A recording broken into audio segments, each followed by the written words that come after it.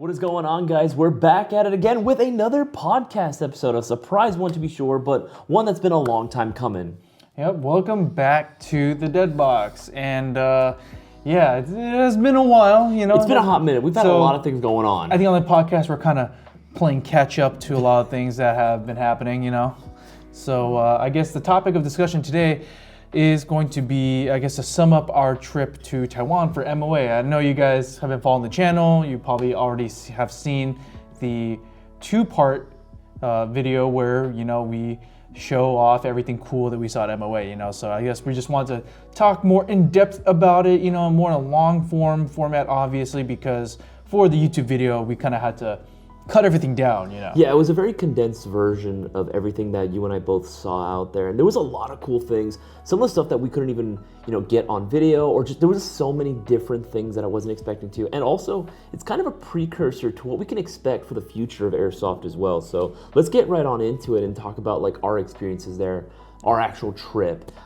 First and foremost, I did not expect the flight to be that long. That was the biggest thing. I knew it was going to be long, but I didn't expect it to be that long. But you know, this is your first time traveling to the Orient. Yes, correct? Absolutely. Yeah. I know you've been to Korea a few times, right? It's yeah. So spoken like someone who has never taken a trip to the Oriental side of the world.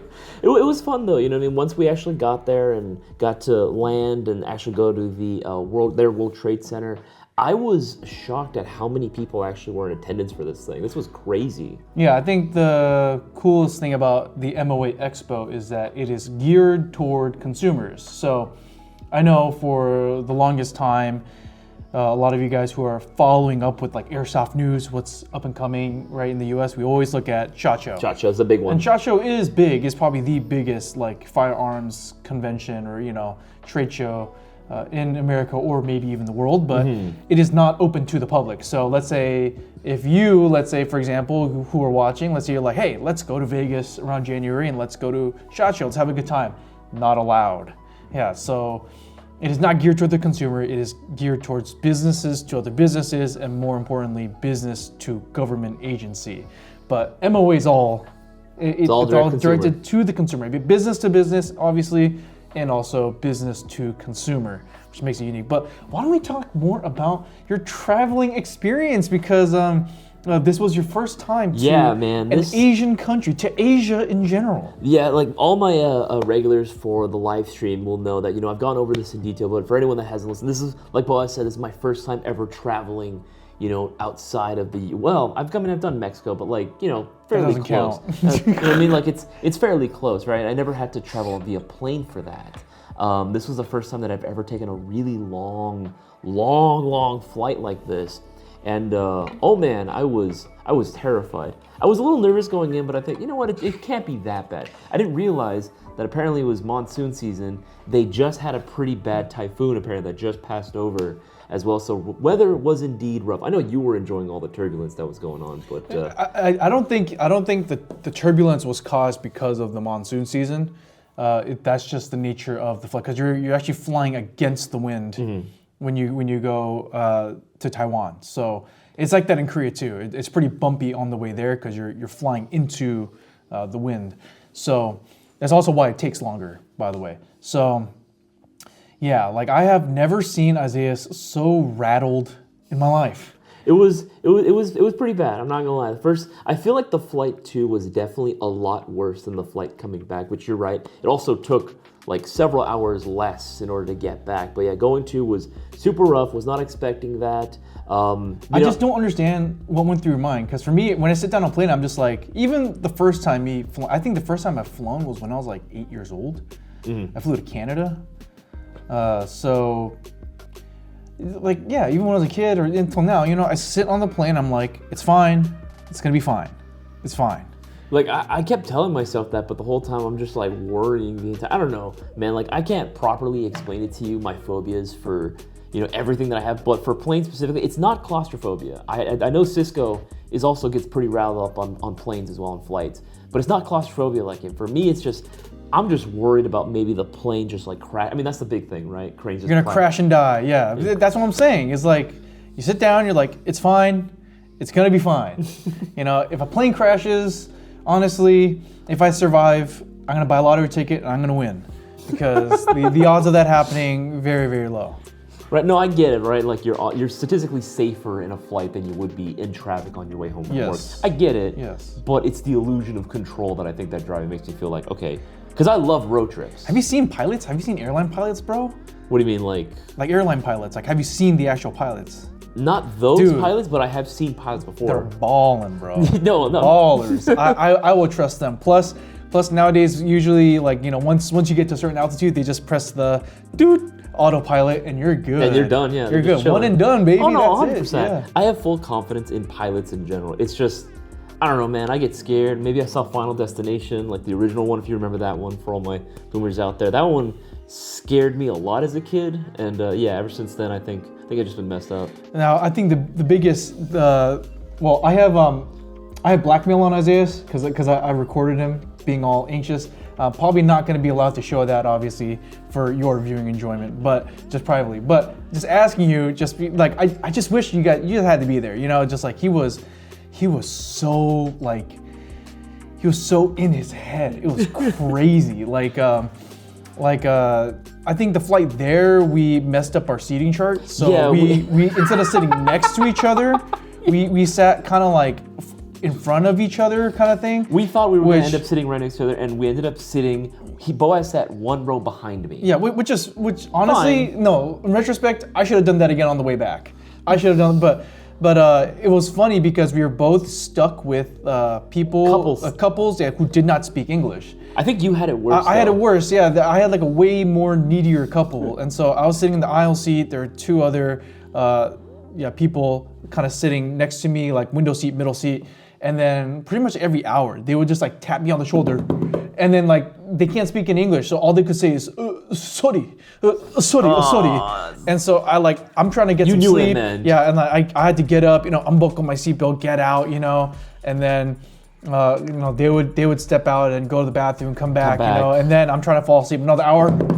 Sorry. I'm like, oh, here we go again. Yeah, so I barely got any sleep. Normally, I could fall asleep pretty well on an airplane, but just not that time. You can fall asleep basically like on command, no matter where you are, right? Like you're one of those people that can just, doesn't matter where, doesn't matter how uncomfortable, you can generally. No, I will. Given the opportunity, I will get shut eye, but that doesn't mean I get sleep. Oh, okay, Yeah. okay. But I will always look for opportunities to fall asleep. Doesn't mean I will, but you know, I will rest my eyes, so to speak. Yeah, but on the way back, Isaias, oh my goodness, it was insane. So like he just had like a death grip on like like the entertainment system in front of him. You know, you guys are sitting on the actual chairs, how there's like two like armrests essentially, right, that you normally get. I'm gripping one like really, really hard. Yeah, he was almost white. Like I was surprised that he didn't rip that thing out. Like he was white knuckling, and he was sitting in the window seat. I was in the middle, and then our boss was on the aisle seat. Which big mistake. I wish I could have just been like, hey, I want to get a seat somewhere else. I should have, honestly. I would have taken that Chinese couple over, sitting next to these two goobers for 12 hours. Yeah, so I just was in the window seat. And generally, you know, when you're in the window seat, the courteous thing to do is to kind of lean into, you know, the window a little bit to give the guy in the middle some space. I did not get afforded such courtesy on the plane. Homie was rocking back and forth and also side to side. So he was like pinballing me basically in the middle seat. And in order for me to be comfortable, I had to like shift. I had to kind of rotate my upper body to the side. So I basically sat sideways, and then eventually like. In that position, I could not fall asleep, first of all. Also because it wasn't every hour where I was getting tapped on the shoulder saying, sorry. It was like every 15 seconds, I get like, bonk, bonk, bonk. But he was just he was like locked in. He was locked into the movie screen too. Like he would not like acknowledge me or my boss or like talk. He was just zoned in, white knuckling the entertainment center, you know, and then pinballing me. And eventually it got to a point where our boss was like, hey, let's swap seats where, you know, he would sit in the window seat and then Isaias would be rocking in the aisle, which was marginally better. I was able to sit correctly. Okay. But then I'd still get bonked every 15 seconds. No. What was the other problem too? Sitting next to boss man? Oh yeah, he would cough. He would cough into me, yeah, which was great. So I one guy going coughing into me, the other guy bonking me. We were basically digging what an adventure, yeah. So with that being said, Isaias, a long-winded story rant about how amazing it is to travel with Isaias on a plane. Would you fly again? Yes. Yes, because I'm not going to be able to get over the fear unless I do it again. Okay, so all right, so you heard it here, folks. He is willing to fly again. Would I be willing to fly with him again? Not with me, but 50, we'll 50. separate. Yeah, yeah. We'll separate. I Or think at least someone else in the middle. I like the Isaiah sits in front of me and I sit behind him a lot better. Or maybe we get separated by the aisle. That might be nicer. I don't know. That could be another thing as well. The pinball was it was a new experience for me. You know what the crazy part was about that flight too? It kind of helped at some points. I thought, you know what, I'm gonna watch a movie to distract myself from all the turbulence and all the crazy bumps that we're getting into. I started watching Top Gun Maverick. Yes. And I was like, oh crap. So every time that they would do like the cockpit POVs, I would just be like, oh shit, like I'm moving around. What an absolute vibe. What an absolute treat that was. Very immersive. That they had, Top Gun Maverick as an in-flight movie.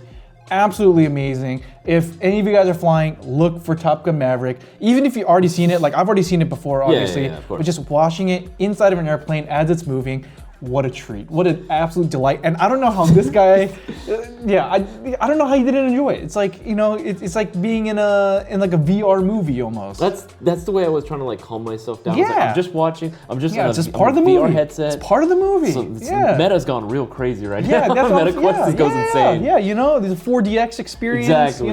It's the turbulence is a feature. It's not a bug, it's a feature.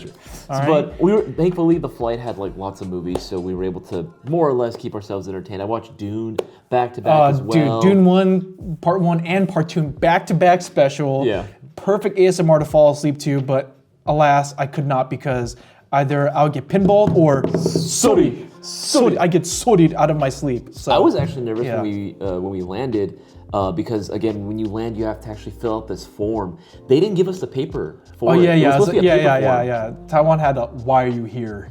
card. What are you doing here? And they were supposed to hand them out as we got off the plane, and that's what we were told. They were going to hand out a flyer, fill it out. Now, if they didn't, we'd have to find a QR code. And here's the problem. We kept looking everywhere. All these QR codes meant nothing, right? But we did find one. We did find it eventually. We did find one when we're getting in line to like, you are now officially crossing into Taiwan type of deal. So thankfully that all worked out.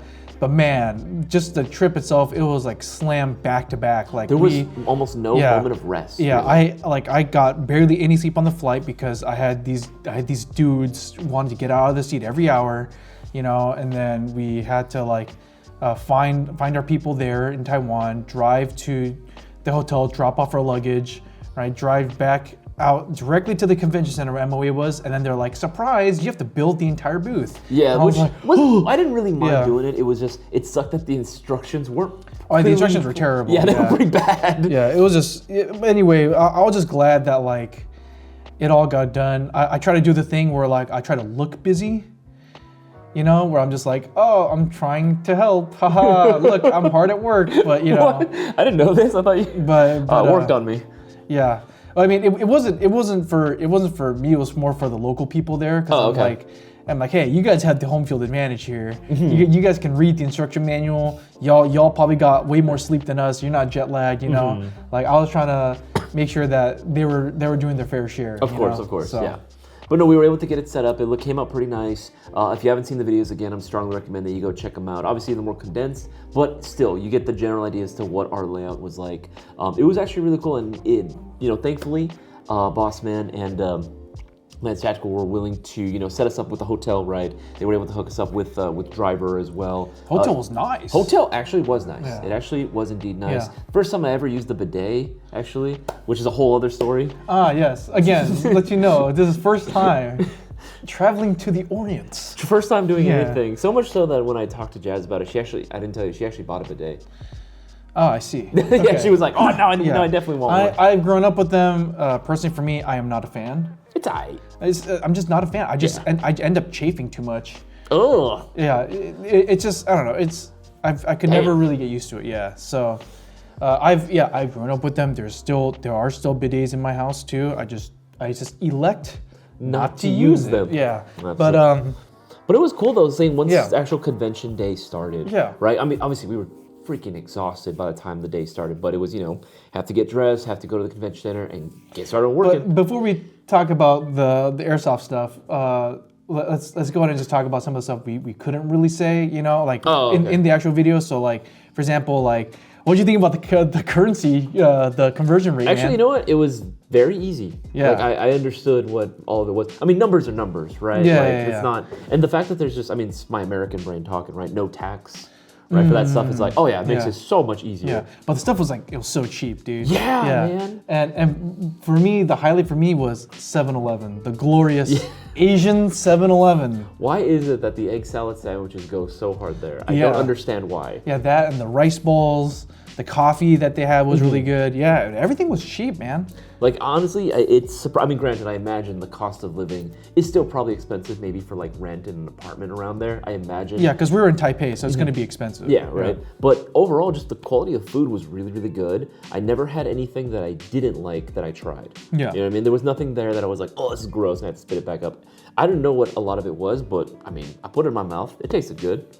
All right, so what would you say, like, top 3, like, favorite food items that you tried? Number 1, in all seriousness, probably has to be the, I think it's called like the radish cake. It was supposed to be like this, like, radish cake that we had for breakfast, wrapped in scrambled egg and with that spicy red bean paste. It just kind of reminded me of salsa. That's, of course, it's gonna be my favorite. Yeah. That, I've had other stuff, but I did like the shumai that we had at that dim sum place. That was actually pretty good. And oh goodness me, I'd probably say the egg salad sandwiches from 7-Eleven. Oh, don't know why. Those were delicious. They go so hard, dude. You? Yeah. I would probably say it's not local food to Taiwan, but they had like a Japanese beef bowl place. Oh, what the heck was that name of the place? I don't remember. It's supposed to be like one of Japan's like most popular. Yeah, it was right next to the hotel. So every day for breakfast, we'd wake up and we'd walk over, and I think for like the equivalent of like $5 or $6 you get a whole meal. Yeah. It was pretty. It looked like a pretty big size. It was too. great, dude. Yeah, they like soft poach an egg with like the runny yolk, and you put that over the beef, and they had like the beef sauce or whatever on it. Oh, immaculate! I could eat that like. Dude, my mouth is just watering about Thinking about it. Dude, I could eat that for a whole week straight and not get tired of it. So that for sure is the top of the list.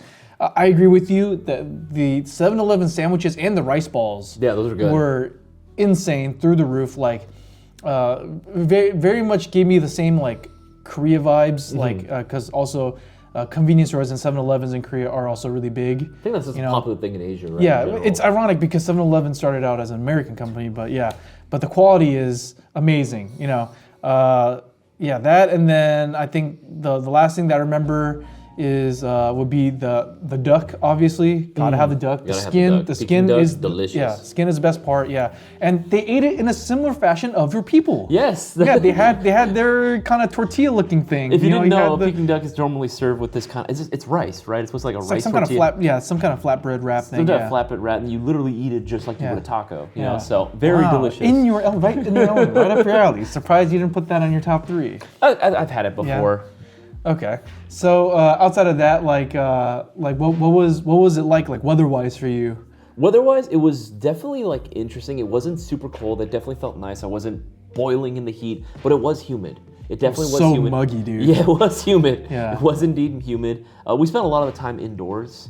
So that kind of helped a little bit with it, but the minute that we started walking outside, it's like, yeah, you can kind of feel sweaty, but there's still a little bit of a breeze every once in a while. I did like that it was overcast. It definitely, I could see why a lot of gas blowbacks are very popular there. Warm generally throughout the year. Completely different climate. Yes. Compared to like most of the U.S. and also like Taiwan compared to the U.S. very small. Yeah, no, of course. So absolutely. there's US such is massive. There's such climate differences depending on where in the U.S. you are. So yeah, definitely can understand that. All right, and then the last thing I guess you would say is like, did you notice any like cultural differences at all, or like with the people? I mean, not too crazy, honestly. I wasn't like in culture shock or anything when I was there for the most part. Like there wasn't any one moment that I was like, what the heck is that? Or I started freaking out or anything, looking at something that was done differently. It felt usually about the same. Yeah. I didn't feel like super out of place. Yeah, I would say like, as long as you're not like super obnoxious, Yes. Yeah, like you're totally fine there. Yeah, people there generally are pretty nice. So I think that was a good thing. And one thing that I loved about Taiwan is we can use the same outlet plug. Oh yeah. Amazing. Three-prong Edison, mwah, my favorite. Don't need to buy any US stupid standard. power adapter or whatever. Amazing. Because that is a problem, I guess, when you travel a lot, when you have like different countries using various types of outlets. Yeah, like it's convenient when you can just bring what you normally have and that's it. Yeah. I just love seeing the three-prong. Put her right there. My favorite. Yeah, and then I know we talked about in the videos too when we were actually there doing like going for work. We talked about some of our favorite things that we had seen. But was there anything in particular when we were doing this show? Because once it had begun, it was go, getting right to work, showing off new products, and then looking at new products as well. But was there anything that we didn't go over in the video that you thought like, oh man, this is so freaking cool? Dang. Because you covered a lot. Yeah, we did cover a lot. I would say as far as like Airsoft goes, maybe there are for sure a lot of like non-licensed products that realistically we would not be able to import it legally into the US. So there's that. But within that realm, I guess you would say, like there were a lot of like gas blowback like MCXs or MPXs that are not officially licensed, which I'm a huge sucker for the MCX platform. I think it's super sick, and to have a gas blowback one, amazing. But unfortunately, might not be a reality for us in the U.S. because everything is controlled very strictly through SIG Air. At least not yet, anyway. Yeah. I mean, that is kind of something that I have noticed a lot, right? That's kind of like the biggest difference, I would say, like between what we think in the U.S. market versus like the Asian market, right? It's just so heavily dominated by gas blowbacks. Oh yeah, like 100%. Insanely, like don't get me wrong, there are still AEGs that are there, like but just the sheer amount of people and users that have already shifted to gas blowback is like nuts. Yeah, so I would say like US wise, I remember like for example when I went to SHOT Show, right? Like when people unveil like new AEGs, for example, those got a lot of attention. Yeah. So they're like, oh wow, this is great, an AEG. Over there in Taiwan, like they will humor you. They'll be like, oh cool, this new AEG is like it's pretty nice, But then as soon as but everyone else is whipping out their gas blowbacks, everyone's going there, Yeah, there was lines actually for some of these smaller boutique shops lining up to see. They couldn't even hold some of them sometimes. They just wanted to see these like these one-offs. I think they would only make like several pieces and like that was it. Yeah, but I think even just industry-wise, I think because most of, or pretty much all of your airsoft components are made in Asia, right? I think industry-wise, I think most people are just kind of done with the AEG as a platform. I think we just kind of maxed out innovation, as far as like the version 2 gearbox goes.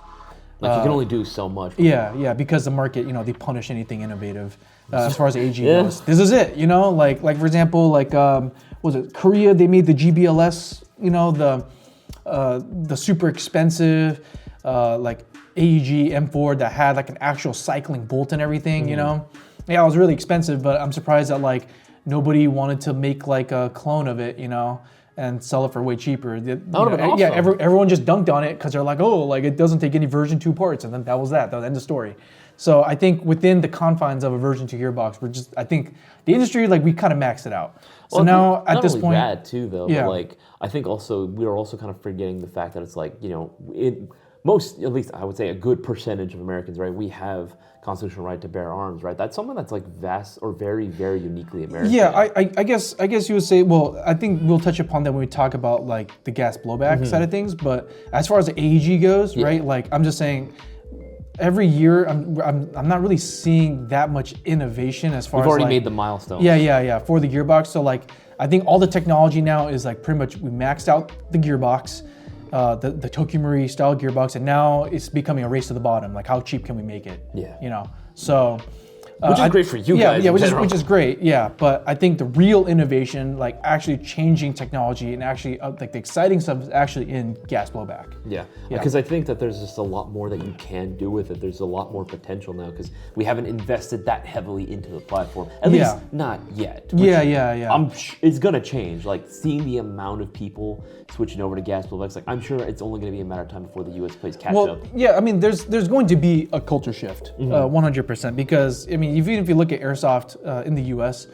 From when we first started playing, right, versus like how it is now. Oh, it's completely different. Like when we first started playing, what was it? Like everyone was talking about like maxing out your FPS, you know, like shooting crazy hot. Yeah. Then it was like high rate of fire. Everyone's playing full auto. The HPA hype train. Not just HPA, but like even with AEGs, you know, everyone just wanted like the Sistema motors in them because they were like the fastest during the time, right? Everyone's switching on full auto. Everyone's like even if you look at like the very old like Airsoft GI videos, right? Like was it like back when Operation Line Claws was the first thing, you know, you had like Tim and Bob like going out to those events, right? You see game footage, they're all just dumping full auto. Always. And they're carrying like 20 mags on them, you know? It's crazy how games used to be played. Yeah. Everyone's running high caps. Like high caps was completely fine. It was very acceptable, you know? And then later we see the trend to now trigger response. Right, like how fast can you spam that thing on semi-auto? How quickly can that thing spool up? You know, so yeah, I mean the trends are changing, and I think eventually, like what they're doing in Asia, I think gas blowback is going to become a huge thing in the U.S. For one reason or another. Yeah, no, I'm all here for it too, honestly. Like, I mean, it makes sense, right? Like gas blowbacks in general, right, are just going to be so much more realistic and going to add a lot more immersion to your gameplay. Yeah. It's no wonder why that so many people there. I mean, I get it. It's different, right? They in Asia will not have the ability, at least majority of the time, to be able to own a firearm, even just for like recreational use or because they want to. So what's going to be the next best thing? Yeah, I think the biggest hurdle, the biggest gap between the Asian / European and the American market is, in the American market we have the right to bear arms. You know, you can collect firearms, which is a very tried and true like hobby. You know, like you have tons of dudes who people doing it for years. Well, you know, like on a weekend they'll save up money. They'll drop like $800, $2,000, $3,000 sometimes. You know, like on another rifle or handgun. You know, and they add it to their collection. In Asia, you can't do that. So the next best thing would be gas blowback airsoft guns. So that's one thing I noticed too is like over there everybody loves the VFC spec gas blowback system because of definitely a popular option. Because of how scary realistic it is. To the point where a lot of times in the US we cannot import their gas blowback guns because the ATF says, hey, this is too close to the real thing. Yeah. So which sucks. Yeah, which does suck. But it's interesting because, you know, in Asia you can't have real guns. So they're going to settle for the next best thing, which is going to be a gas blowback airsoft gun that mirrors, right, as closely as possible to the real thing, which I can understand. Which to me, I think what's interesting is like, you know, sometimes like when you do like look at some of these other like airsoft replica gas blowbacks, like they're being sold for so expensive. Crazy amounts. And they only had a very limited run of these things as well. So for example, like what is it? Like the K1, the K1A, the K2, right, from Marksman Airsoft that you guys might have seen in our video. Yeah, they're selling for like $1,500 US. Which is going to be even more expensive. Like if you factor in like an Asian domestic market, it's going to be even more expensive in terms of like purchasing power. But like people will set aside money and buy. Like they sold out like within like a couple days, like the K1A and stuff. Yeah, they released a second batch, I think, like right after we came back from MMA, and they instantly sold out again, which is crazy. So that just goes to show you that like in Asia, like they do prioritize like collecting realistic airsoft guns, you know, whereas in the U.S., there people are like, $1,500. I can buy a real firearm with that money. That's all adage we hear all the time. Yeah. I mean, I get it, right? It makes sense, right? Like theoretically, for that money you could buy something, you know, maybe not that exact model, right? You know what I mean? Some people complaining about a 416 is like way too expensive at $600. It's like, okay, you cannot buy a real 416 at that same price, right? But 100%. Yeah. So Yeah, so some people say that, like, yeah, like there's some people I talk to that, like, when I show them, you know, like my airsoft collection for the first time, they're like, how much does that cost? How much does that cost? And they're like, why don't you just buy a real gun at that point, you know? And one thing I tell them is like, hey, like, at the end of the day, like, yeah, like I can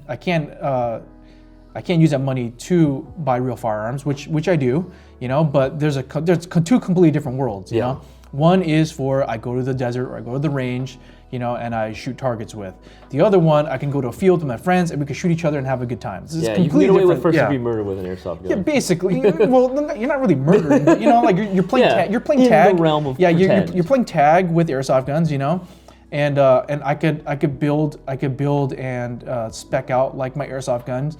With things that like might not be available to me as a civilian, you know, in the real firearms world, you know, at a fraction of the cost, and I could go and shoot my friends and have a good time with it, you know. You know what's also crazy too, adding on to like just how much in the Asian market they view this as like, you know, the next best thing to real firearms. They will dress up like with some serious accessories on their airsoft guns. 100%. Yeah, it was crazy because like I would walk around, you know, and like like they'll see like they'll put like real aim points. They'll put real aim points. They'll put like real EOTechs. They'll put real Trijicons, real Surefire accessories. You know, like they will do that. Everything except the laser box. I think laser box is restricted, but everything except the laser box is like sometimes it's the real thing. It's like we can't put this on the real thing. Might as well put it on our airsoft. Yeah. I mean, for us, we're just like you know, like just buy the Atlas Custom Works, you know, T1 sight. You know, it's good enough to get you on the field. You know, which it is. Yeah. For like $30, you know, like just the idea of someone going like, I will dedicate $800 to put an actual aim point red dot onto my airsoft gun. To me, that blows my mind. No, it's pretty well, but I mean at the same time too, you know, that also plays into the different demographic that's also playing there too. One thing we've noticed was that in Asia, a lot of the player base and a lot of the consumers were older. Yeah, we're definitely older than we expected. The average age, I think, of the airsoft player in Asia is older, which actually that's kind of still the same trend that we see in America too. I think the average age of the airsoft player is getting older. So I mean that explains a lot, you know, for the Asian audience, you know, like the reason why they're so much more willing to like, let's say, drop $2,000, you know, on like a gas blowback airsoft setup is because like they're full-grown adults, they have full-time jobs, you know, they have career jobs, and so that's just their hobby, man. And the money that would have normally been spent on maybe if they did have the right to bear arms, like to be able to have that. Now it's just all being dedicated towards airsoft. Or gas blowbacks. Yeah, but in my opinion, you know, like I mean, I have friends that also, you know, like they're full-grown men, you know, like they're full-grown adults. They have career jobs that pay well. They'll still drop like real firearm money on airsoft. Oh yeah. You know, just for the fact of number one, it's a lot easier. For example, like let's say you know one of my buddies was like, oh dude, I want to build like an MP5K, let's say, right? Like with the stock and a mock suppressor. That can be done. Now, trying to do that with a real firearm, you know how much of a pain in the butt that is? Yeah, especially depending where you live. For example, like, you know, we're from California, unfortunately, right? You can never get you can never get the tax stamp for a real suppressor, and you can never get a tax stamp for a short-barreled rifle. Yeah. And so, have you seen the California legal or California compliant MP5s? I don't want to look at it. Okay, but I'm just saying, like, you know, even if, let's say, he wasn't living in California, let's say he was living somewhere else, you still have to jump through more loopholes, you know, to, let's say, get a real firearm like MP5K, let's say. Whereas, like, he was able to go to Airsoft GI one day, and like he dropped about $1,500, you know, but he walked away the same day with everything he wanted, you know, for a cool, you know, MP5K. Exactly. Yeah, and plus he could take it to the field and then, you know, shoot people with it. Exactly. Yeah. No, it definitely is different. Like, but that I'm not surprised that the age of like the airsofters in the U.S. is starting to go up a little bit more. I mean, it's just following the trends that we're seeing in Asia, right? Yeah. It's always going to end up just at some point or another, we're going to end up playing catch up with Asia, whether it be with the guns we're going to be seeing on the field, which actually does bring me to another point. Like, we're going to start seeing airsoft being played very differently when all these changes start taking place. Yeah. So I think because of how innovative gas blowback technology is in Asia, I think definitely we're going to start to see a lot more of it, you know, filter through into the U.S. market. I think the two biggest hurdles I think the airsoft community in America have to kind of like come to terms with is, number one, is that, you know, with the gas blowback, is that it's going to be expensive. It's going to cost more than an AG. There's no way around it. There's more moving parts. You know, there's it is more, I guess, it has to be, you can't just build things cheaply all the time and expect it to always perform well. You know, you do have to put some money into it.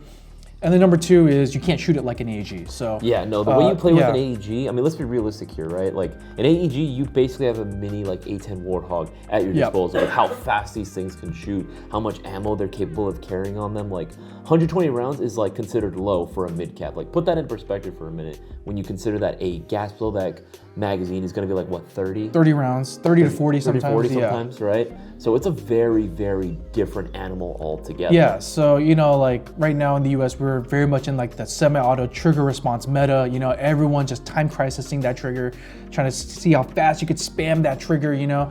You're not gonna be able to do that with the gas blowback. So for any one of you guys who have used a gas blowback rifle before, you're gonna immediately start to shift the way that you play, change the way that you play. And you're going to notice that, oh, you're taking play shots. You're gonna be more precise. You're gonna be more disciplined with how you shoot, you know, instead of like, oh, I see a guy pop a corner, dump like 20 rounds into that corner. Instead, you're gonna be like, I'm gonna pop two, okay, now like I need to be able to like maneuver around, you know, like, oh, like can I get a better angle somewhere else, you know, like you're noticing you're gonna be a lot more patient as well. And so, yeah, but we're already starting to see it. Like I know within like the Speedsoft community, there are a lot of people switching to gas blowback. Yeah. Just because on the virtue of it's just way more fun to play with. Yeah, the realism aspect is just you honestly cannot beat it with an AEG. You know, with the way that gas blowbacks work, right? It's a feeling that is like can't be replicated by anything else. And it's not just a small niche thing either. Gas blowbacks can be enjoyed by literally anyone. Yeah, so like I think it's a different kind of fun. So like I think right now, just because of how like the American mindset is, you know, like people tend to be very competitive and they're like, oh, like more kills, more BBs downrange, you know, like more volume of fire, good. You know, like that's fun. You know, you just shooting some laser beam, you're shooting like 30, you upgraded your gun to where like you could like semi-auto spam like 15, 20 rounds a second, you know, and just laser beam people across the field. That's fun. Okay, I get that. But eventually, I think that will become really monotonous. You know, that'll become very boring because everyone's just using the same M4, same build. You know, we're seeing that now. Yeah, everyone's chasing the same build. Yeah, same performance. So eventually, I think there will be a deeper level of fun where, like you feel the kick, you know, of the gas blowback system into your shoulder. You know? Not only just the kick too, but just the fact that the way you play now, you have to be a lot more methodical. You have to keep round count in mind. You have to be able to be very strategic about when you switch out your magazines. Yeah, so like it's you playing smarter, not harder. Yeah. You know, like you see a lot of these like younger airsoft players, you know, with like the souped up AEGs, you know, all they're doing is like, they're just bombing it down the field, just you know, as fast as they can, you know, to like while they do their bombing run, and you know they'll try to like get as many people out before, you know, someone like takes them out, you know. But whereas like with the gas blowback players, you know, that we see, especially like if you look at like Asian airsoft players that post gameplay footage, they're way more slower. They're taking shots farther out, you know. They're more worried about angles and exposure. It's a deeper level of enjoyment, I think. No, it definitely leads to some intense gameplay. I've seen a lot of gameplay out there. It looks really, really fun. Yeah. It is different though. It is definitely different from the way it's played. But I think I can appreciate that, and I think it makes sense too with how they play it. It's a lot easier to do that when you're a bit more mature an audience, right? Not saying that the US market can't enjoy it. Of course they can, but since the general like average player base age is going to be a little bit older, they're a little bit more mature, they're willing to play like that. It's a lot easier for them to play in that more methodical, tactical style. Yeah, and then just to talk about that further, I think like at MOA, I was really surprised at just how far gas blowback technology has come. For example, this guy right here. Yeah, so this is the KLI gas blowback M4, what's powered by CO2. So, for example, like this guy right here is unique because of its magazine. And so the magazine itself, you know, like I said, is CO2 powered, but if you look inside the magazine, this is probably one of the first gas blowback M4s to have two CO2 cartridges running at the same time. So something like this, and this is something that's already been out, and there's I believe KLI, we're in contact with them. they're also looking for other ways to continue to improve the gas blowback system. But this is probably one of the most game-changing things, is that like, not only does this kick really hard, by the way, like it's probably one of the hardest kicking like gas blowback M4s I've shot, but this really minimizes the cooldown effect. Yeah, absolutely. You don't have to go ahead and like one thing I liked about it, you didn't have to like purge the magazine after every time you use it. It was such a cool feature, right? So you could leave your cartridges in there, and it's fine. But also, like, you could play this in the wintertime, like even when it's snowing and stuff. Yeah. Obviously, the caveat, you cannot shoot this like an AG. Yeah, yes. That goes for any gas gun. Like when I'm saying that you could use this in the snow, I'm not saying that like you could spam the crap out of the trigger and expect it to run full. No, like we're still bound by physics, okay? But what I'm saying is, like, you could still, with the moderate rate of fire, you could still get through a magazine even in really cold weather, which is, you can't do that with the green gas. No, it's just not possible. Yeah, ask anyone that lives East Coast. Like, they say like, oh, I've been able to do it. It's like, yeah, but after how many upgrades you had to do, or using black gas and stuff, and even then, I doubt you'll get anywhere near the level of efficiency that you would with this. Again, not foolproof. You can't full auto it and expect it to get infinite amount of rounds. Like again, it's going to be decreased, but this is the most resistant to the weather that's currently out right now. So far, I mean, I'm still waiting on Max Tac, our boy at Max Tac over there. You know, coming out with them dry ice magazines. Cannot wait. A lot of people will just suggest. Yeah, we'll say like immediately gas blowback. Oh, HPA tap the mag. It's like, okay. I mean, it's that American competitive like competition mindset. It's like, how do I maximize? It's like, how do I win every single time? Yeah. So it's like like how do I win? Like winning is like the sole focus, you know. Whereas like with the Asian scene, it's more of like, oh, like what, like the experience, you know, the experience of Airsoft in and of itself is fun, you know. Which I know people will appreciate, because if that was really the case where every single Airsofter was so focused on like pure winning, why is it that that you don't see more guns out there, like kind of like the AirTax, you know, that sort of style, the way it's built? Yeah. It can definitely popular, but it's a very niche style build. You know? Because at the end of the day, like that takes away from the enjoyment. I think. I think I don't want a giant line and have to worry about a tank, especially if I'm going for realism. Yeah. So and that's one thing I think that is kind of sad about Airsoft that most people don't realize is like, eventually with things like that, people plateau. So like there are people that I know that like were all about chasing that performance, you know, so they would get like Polar Stars and HPAs, all this crazy stuff, you know, they spend so much money on their guns, and then, you know, they have, for a while it's super fun, like, oh, I'm laser beaming people across the field, you know, and this and that and the other, and then eventually they get bored of it, you know, like they're so bored of how predictable their guns are all the time and how easy it is to get kills, and then they just stop playing, they get bored of it and then they quit. Which is really sad, you know. Like the whole point of a hobby is to always find new ways to enjoy it, you know. But getting back on track here to the KLI, one thing that I think is really interesting is that it has a steel bull carrier. Because of how the increased pressure you have in the magazine, you have a steel bull carrier group. You have a really strong buffer, like you have a metal buffer and a buffer spring, which is rare. Like not even Tokyo Marui has a metal buffer, by the way. And then. Also, the receiver group is made out of forged aluminum, which is, for me, that's a first. That's a first. I haven't heard of any other platform. Yeah, outside of like, let's say like aftermarket, like out of the box, having a forged aluminum receiver group to me is like, it's kind of mind blowing. Like vast majority of like gas blowback airsoft guns are going to just be made out of just like cast. Yeah, so cast aluminum or any kind of cast parts. This is forged, so that way it's made to handle the extra roughness of that dual CO2 cartridge. Not only that, but also a lot of the components in the lower receiver group are also made of steel as well. Yeah. You have to at that point with CO2. So we are going to be doing a deep dive into the system, by the way, so please stay tuned if you want to know more about the KLI gas blowback M4. It's going to be a fun video. Yeah, it is going to be very interesting. We're going to actually compare this against other popular gas blowback M4s and why this is a different breed.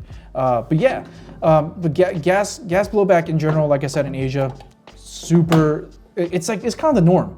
It's kind of the norm now, and I think they understand. I think people in Taiwan, they get it. They understand that like airsoft is like, to enjoy airsoft is not about solely competition and winning all the time.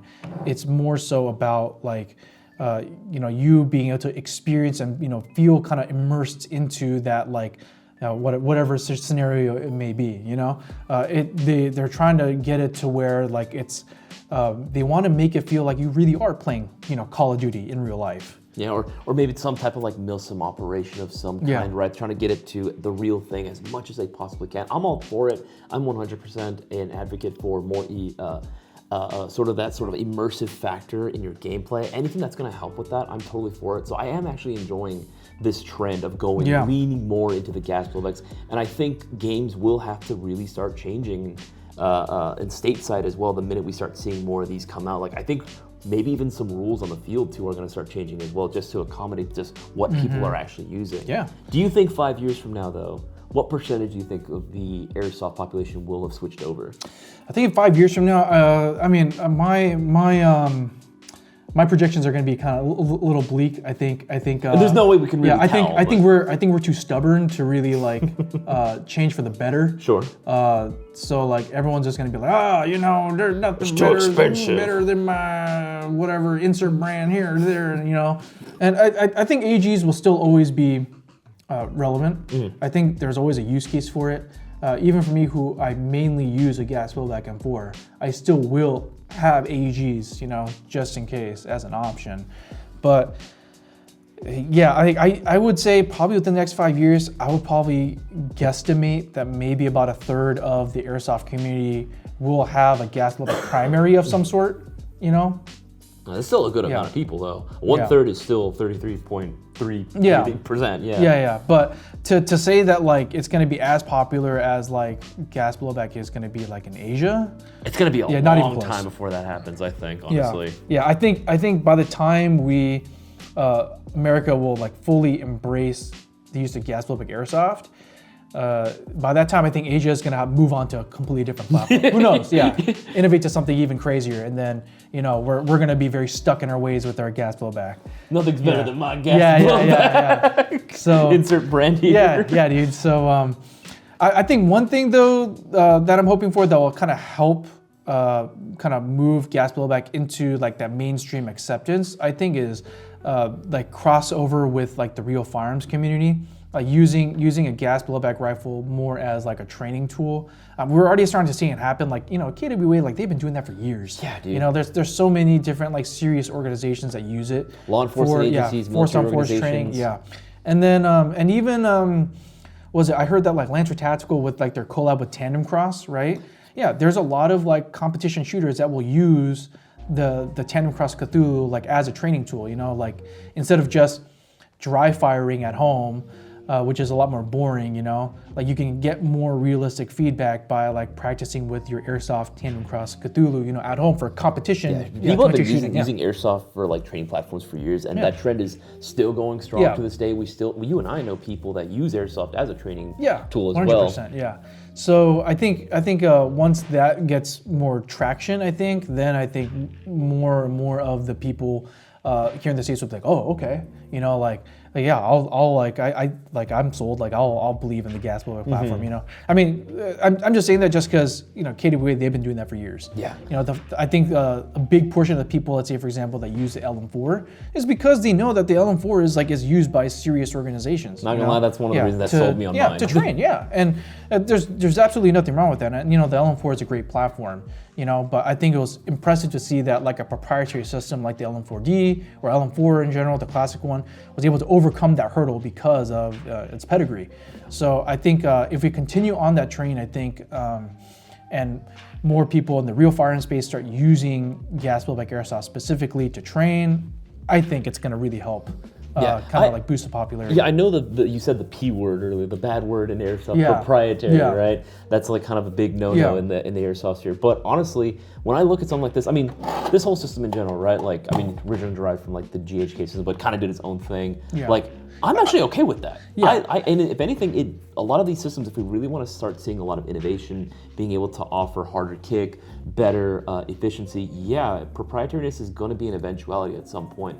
I just hope the airsoft community at some point can grow up. I know it sounds kind of rough to say, but kind of accept that. Well, it's because everyone's so used to, again, it's a trend of airsoft in America. It's like everyone just wanted something for cheaper, and so they'll buy the cheaper product. And you do need to upgrade it. That's the trade-off. It's like you are gonna pay the same amount of money at some point. You know, for example, like if we like you buy, let's say like an Arcturus Trinity or something, right? Sure. AG, right? Top of the line AG, right? Out of the box, straight out of the box, great. You know, or you could start with something like more affordable, like let's say like a Gen 3 or Gen 4 Lancer Tactical, right? Yeah, I mean they're both great airsoft guns, but to get to the same level of performance, of course you need to upgrade. You know, It's gonna cost more money in the long run anyway. Yeah, you know, because of that, you know, I think we're so brainwashed, we're so used to that, we're so indoctrinated in the idea of like, oh, like it needs to take aftermarket parts. It's like, why? For what? You know, like if a system works great as is out of the box, I don't think there's really any need. There shouldn't be anyway at that point. So like that's one of the reasons why I'm such, like, for example, for me, right, like everyone jokes that like I'm a diehard like KWA fanboy, you know, even though everything's proprietary. And there's a lot of people who dislike KWA because of that. But for me, I see it as a good thing. I'm like, hey, this is well built, extra money needed out of the box. I don't need to do anything to it. Exactly. You know? So yeah, I agree with you there. Like a system being proprietary, honestly, I wouldn't see it as a bad thing if it works. Yeah. So it can be a bad thing. And testing this, for example, this bad boy over here, the KLI thing. Yeah, we put it through a lot. Yeah, like I've dropped the mag. But there's a few scuffs on this thing. I like dropped. Yeah, we've dropped the gun. I've dropped the mag and everything. You know, we've put it through its paces. And it's still shooting really well, surprisingly. So I would say for this guy being proprietary, for me, not a big deal. Yeah, as long as I can get mags, and if like at some point if KLI will start doing what, like, was it Kazuna Works did? Yeah, start dropping OEM replacement parts, you know, because there eventually at some point there might be wear items, that you could, you know, easily switch, but you know, being aftermarket compatible to me, it's not that big a deal. Yeah, it's not that big of a deal as it used to be for me. No, 100%. I'd have to agree with pretty much everything you just said. I'm okay with something being proprietary or it's a completely unique system, so long as I can get mags for it, right? The mags are available from the manufacturer, and just OEM parts, that's extra cherry on top. It doesn't need to be there, but it is very nice, and it is greatly appreciated when they can do that. And I know at some point we are going to start seeing that for this bad boy and various other gas-filled platforms in the near future as well. I mean, we already said it in the video, but we're definitely going to start carrying some of that stuff that we showed off. Oh yeah, 100%. Yeah, I cannot wait to start carrying more gas blowback airsoft products, and especially like I'm really excited for a lot of the aftermarket stuff coming out too. Dude. Yeah, like I just want there to be healthy ecosystems for all these platforms, so people have options too, you know. So you know, it caters to the builders, it caters to the people that believe that you need to like change everything out, you know. for one reason or the other, and you know, cater to the people that really love getting a unique, cool airsoft gun, you know. Like for me, one thing I'm really excited to start carrying is that one was the Maruyama. Yeah. The iOS 556. That thing looks insane, dude. It's giving me like crazy ACR vibes. I cannot wait to get my hands on one of those. You know, all those Maruyama guns that we showed off, they all look freaking sick. And I'm just happy that we're carrying them because I know people are really going to start appreciating it. Dude, and then the FMG9 that's compatible with the Elite Force clock stuff. That's cool. That's insane. Like, that's just cool, man. Oh, finally, Finally, the ecosystem is coming together. It only took like 8 years. Together. Yeah, like 5, 6, 7 years or whatever. It took so long. Yeah, but since the inception of the Elite Force clock, but I'm just super happy that it's finally happening. Yeah, dude. And I'm really excited for the KLI, the CO2 thing. Honestly, like I can't wait to keep testing. I can't wait to do the video on this thing. Yeah, by the way. These are available, by the way, in case you guys are wondering. They're available right now on our website. Yeah. So if you want to check them out, by all means, go for it. But yeah, we're going to be doing the video on this more in depth, talking about this and gas blowback systems in general. Actually, doing a comparison between several other brands, including but not limited to KWA. Tokyo Marui, obviously. Well, yeah. They're like the heavy hitter right now. Yeah. So yeah, dude. So that and finally dude, I can't get over it. The dry ice magazine, man. That's gonna be insane. If you guys haven't seen that, make sure to watch at least part 2 of the video. Because we go over these like new dry ice like concept mags. Dude, it's nuts. It's wild. It's gonna solve so many problems that we see out there. The dry ice magazine will also be compatible with the standard 12 gram CO2 cartridge. and also you could HPA tap it, which I don't know why you would, but that option is available to you. If you want, it is a choice. Yeah, but just the idea of using dry ice, I think, to power your magazine, it solves so many problems. So many problems that us gas blowback players are encountering. You know, we have to work around or play around. So, yeah, man. I think the future is very, very bright for gas blowback. 100%. Just a matter of time is, you know, will the American mind understand it? Probably not at first. It will take some time, but eventually we'll grow to accept it. Yeah. So, yeah, I mean, to me, to this day, it still frustrates me that people will like look at my airsoft collection and be like, "Oh, you could just buy real guns with that money." Yeah, but you can't shoot your friends with that. Yeah, but the whole point of the hobby is like, the whole point of guns is like, yeah, like shooting targets is fun, but that gets boring after a while. Very easily. Yeah, so why don't you just, and very expensive, mind you. Yes. The upkeep is way more expensive too.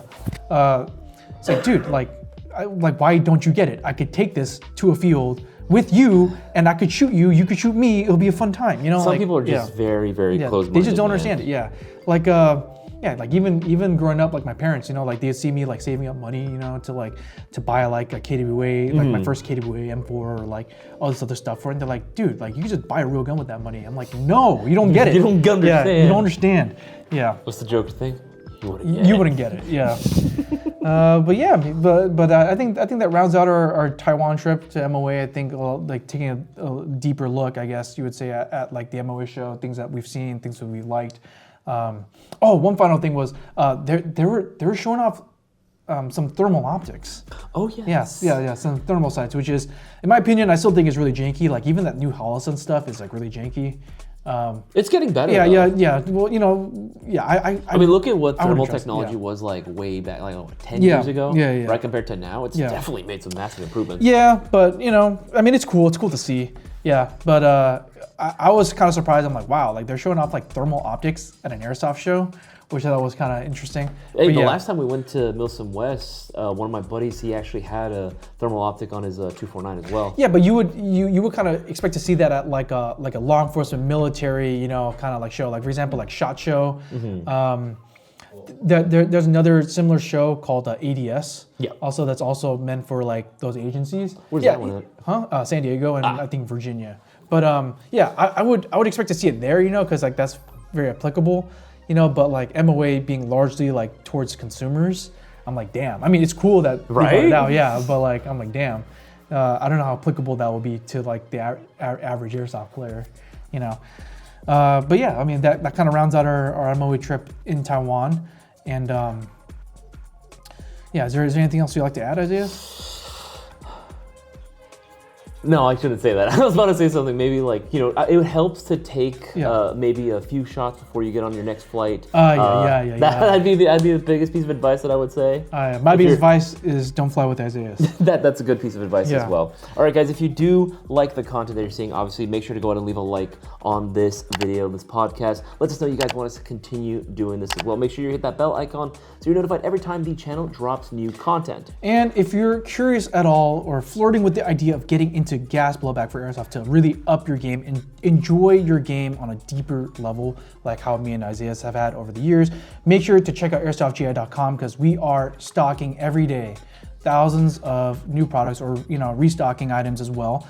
And you never know, a lot of times we offer a lot of discounts on said items, you know, and especially when we're talking about gas blowback, right? We have a lot of these new gas blowback products coming to near you at airsoftgi.com very soon. So make sure to keep an eye out so you don't miss out. Absolutely. Guys, been absolutely real. Isaias here. And Boaz. You guys have yourself a good one. Take it easy, guys.